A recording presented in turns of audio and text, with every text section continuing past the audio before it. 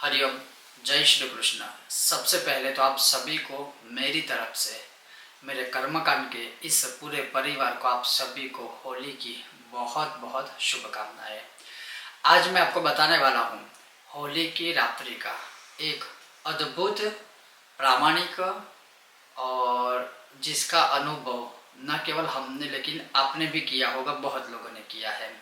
और होली की रात्रि को अवश्य इस स्तोत्र का पाठ करें। और खास करके किसी को अगर ऐसा लगता है कि किसी का परिवार किसी भी प्रकार के बंधन से जूझ रहा है, चाहे वो भूत प्रेत बाधा आदि हो, व्यापार बंधन हो, घर में नेगेटिव एनर्जी हो, नेगेटिविटी हो, शारीरिक पीड़ा हो, किसी भी प्रकार की समस्याओं से अगर जूझ रहे हैं, तो होली की रात को 10 से 12 के बीच एक दीपक माता रानी के सामने प्रज्वलित करके इस स्तोत्र का पाठ अवश्य करना चाहिए। और गिनती की आवश्यकता नहीं है, केवल 10 से 12, 2 घंटे या यथाशक्ति जितना भी समय आप बैठकर यह पाठ कर सकते हो।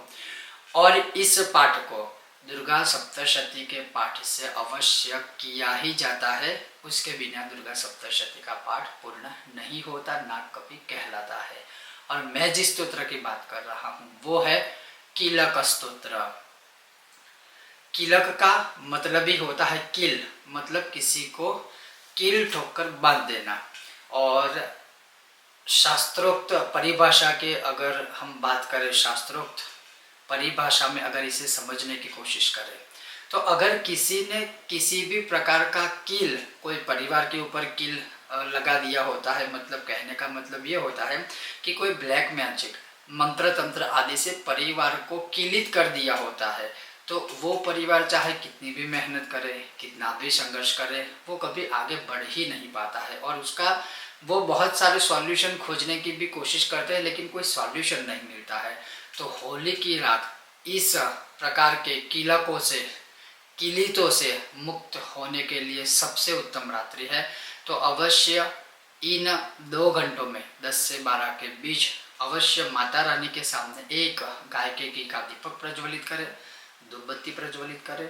और जितना समय, मैं कहूँगा, मैं तो 2 घंटा कहता हूँ, लेकिन जितना भी समय हो सकता है, जितने अधिक पाठ हो सकते हैं, आप कीलक स्तोत्र के अवश्य कीजिए।